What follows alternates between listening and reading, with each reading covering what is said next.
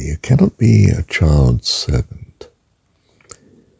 And similarly, if you love with all your heart the partner in this world, your husband or wife,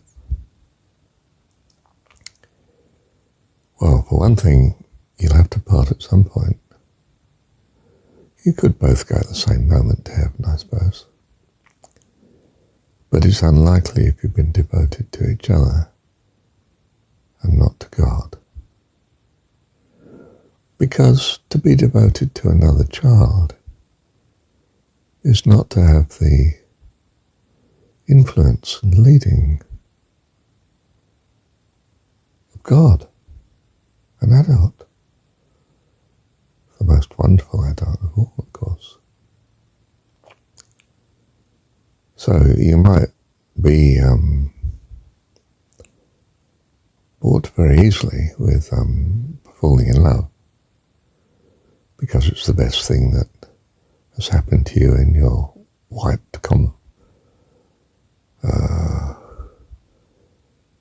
memory to date, your experience in this world.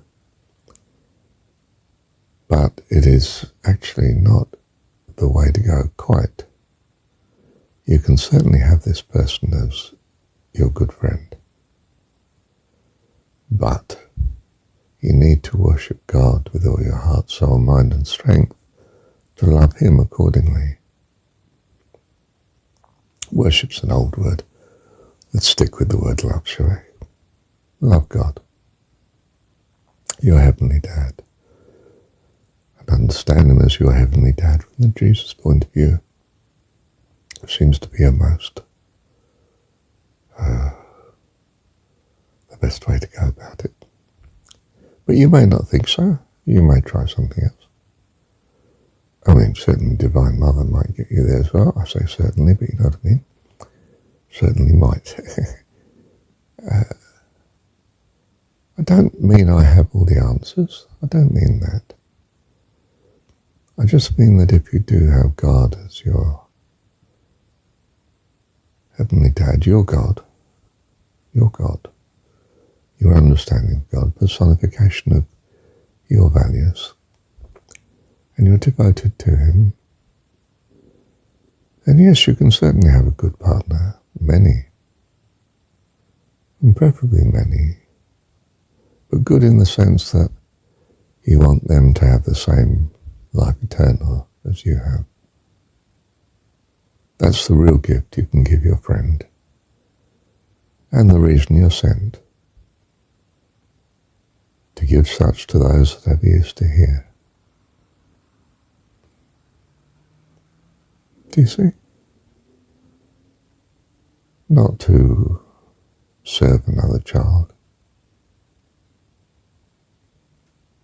not to love another child more than you love your heavenly dad, God. That would be absurd. In loving God, you will also be able to love others as yourself. And what do you want for yourself? Life eternal. That's what you value. Then that's what you value for them. It's as straightforward as that. It sees through earthly attachment, as we might call it, in that way. We want heavenly attachment, which is to recognize, I think, what do you think? I think it's to recognize that others are children like oneself of God, and they typically don't know it yet. And if they don't know it, then, well, it's very difficult being married to a child. Even more difficult if you're a child yourself. And to some extent, of course, we're still here. Although we may find the way has been cleared and we know that we're just left here as one who is sent, tell others of best to see their God as their heavenly dad that loves them.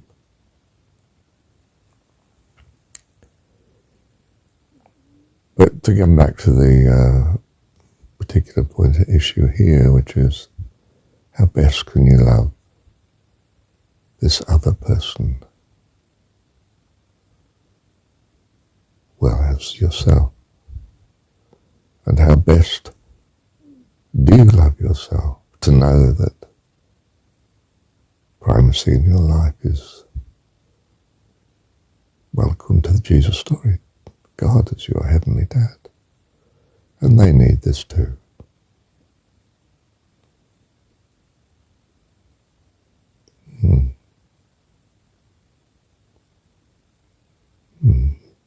Presumably, if you love them, they are the sort of person who has got ears to hear. But they may not. You may love someone and they don't have that sort of view at all. Well, they're not really incredibly good company to you while you're here, are they? They will simply show you a kaleidoscope of good and evil, which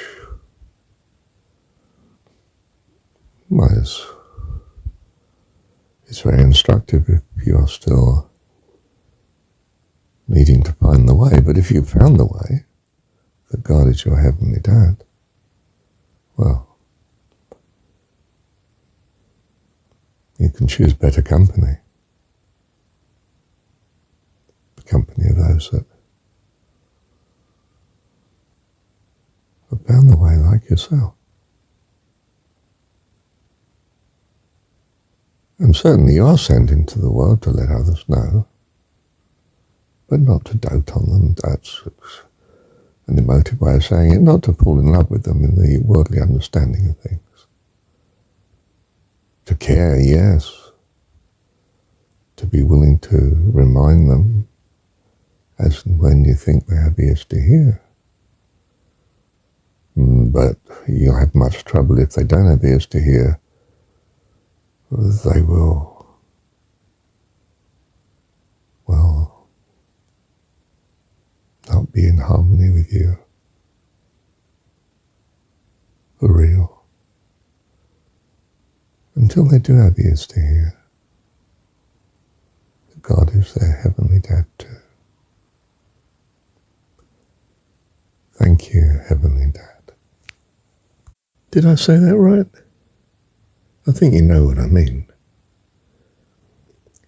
Your good company is, for fellowship, is not going to be someone who doesn't see God as their heavenly dad.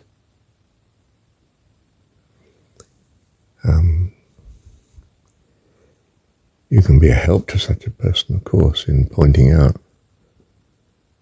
that as you understand it, their best choice is to see their God as their heavenly dad, but you can't do much more than that in fellowship with them if they haven't got ears to hear.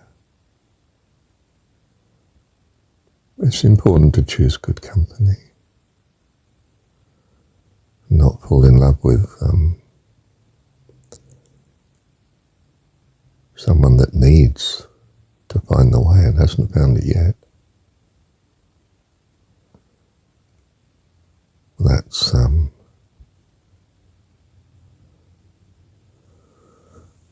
very destructive experience to you now, until they see the light, as it were, like you have.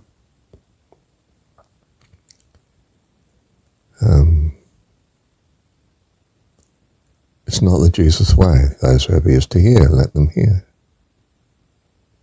I pray not for the world. I mean, you can't imagine if you're going to be in love with someone in the worldly understanding of it, not to want to pray for them and have everything that's wrong put right.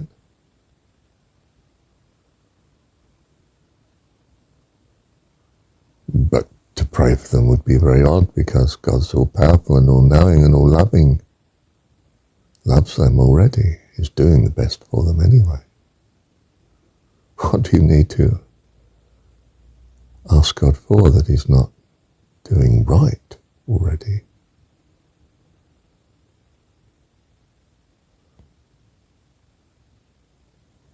I mean,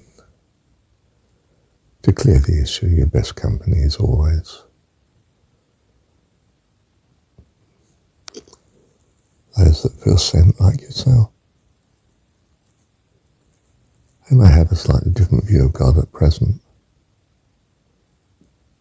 not what you understand to be Heavenly Dad.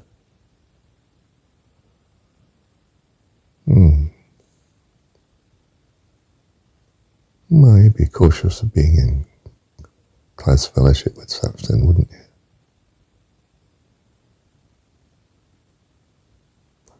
Does that mean it's a pretty lonely life, being here? Well, no, in the reality of you living in the reality of your God's presence, your Heavenly Dad's presence, that can't be lonely. It's all sufficient.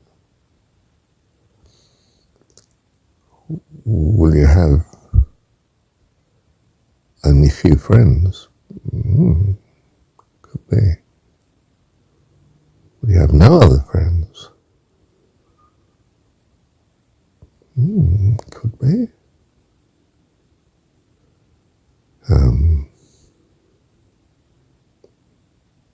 But before you despair, I mean, would that be a problem? No. God is all sufficient.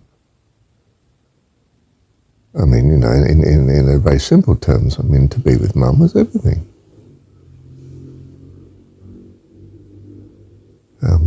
Did you want to play with other kids? Well, yes.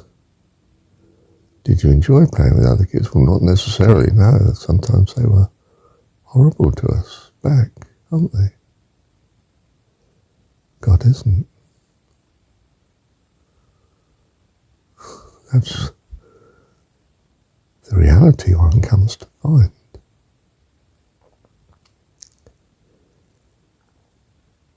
They may be very nice in heaven, those that you meet in heaven. I mean, they will be.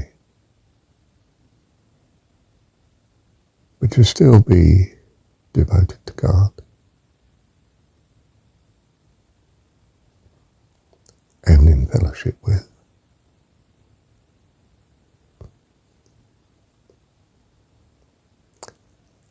Other adults like yourself that love. Well, the same God as you love, they might still have different views of him, but such as are harmonious. So each in heaven has a uniqueness to contribute, their view, but from your point of view, at least at present, are devoted to God in a most acceptable way that you are also devoted to God.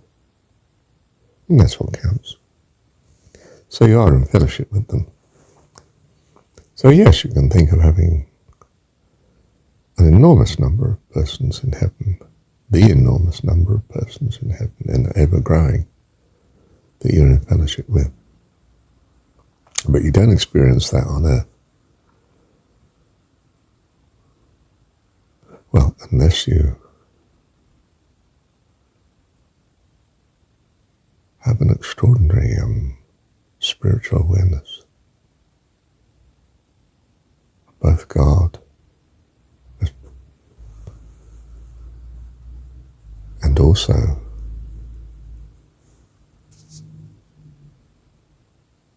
heavenly beings. Now, I do mean true heavenly beings, of course, not the fake. Not as is sometimes presented of the astral world, spirits that appear angels of light that are perhaps not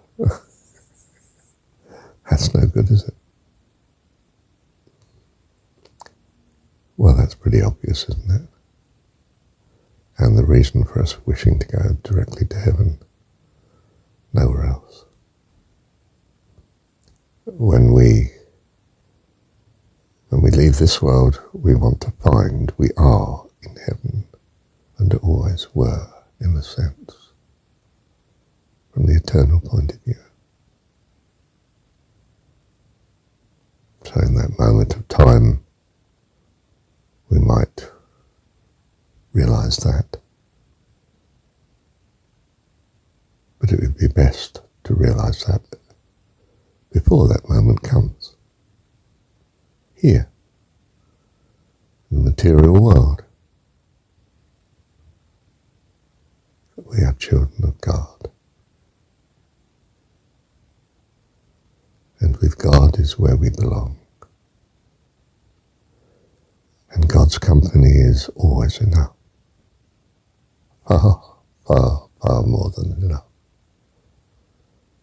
Absolutely wonderful, in fact. Love you, Heavenly Dad.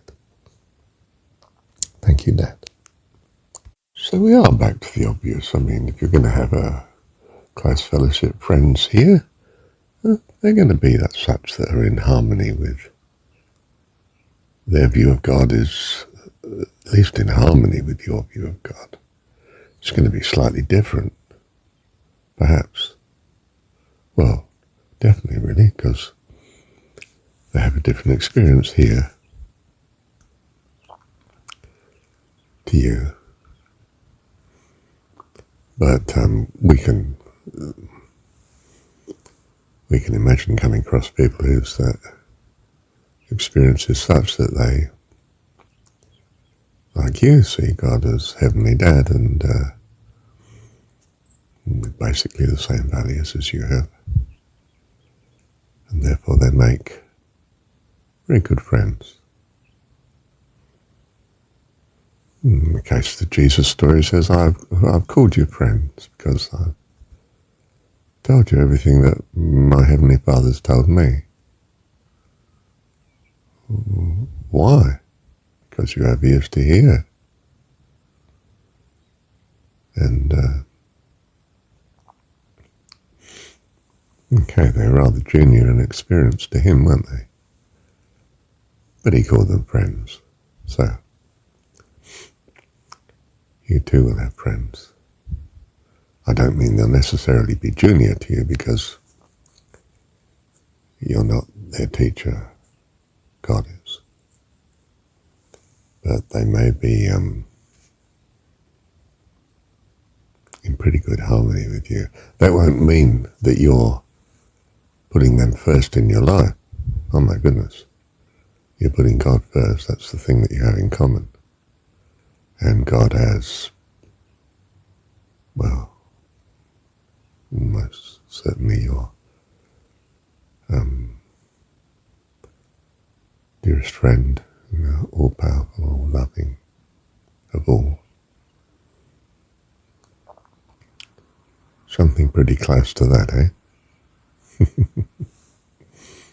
So I'm not saying it has to be lonely while you're still here. And I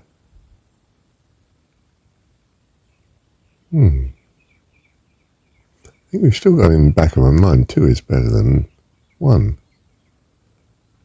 You are better in fellowship, yes, that's true. But it does have to be harmony of fellowship. Not what we see in these large formal organizations that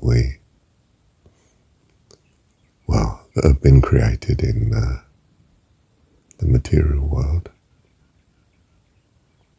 Not that by a long way. Full of rift and division and bickering and gossip and not going through that list, are we? Thank you, Heavenly Dad. Well, I've gone on a long time on this recording, like 20 minutes now, and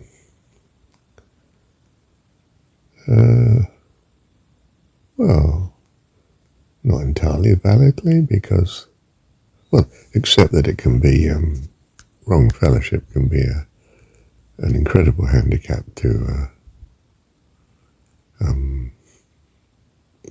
godly living, can't it? But the issue of fellowship with others is not major. What's major in your life is your love for God with all your heart and soul, if not also mind and strength, as they say, as a consequence of heart and soul. And that's where our joy is. Our peace and our joy. As in John 17. He's not linking that to fellowship with others. He's linking it to your relationship with God as all important to you. Because it is.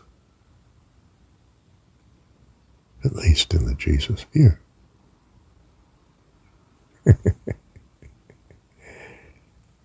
Of John 17. As I see it. How do you see it? Bless you. Thank you, Heavenly Dad.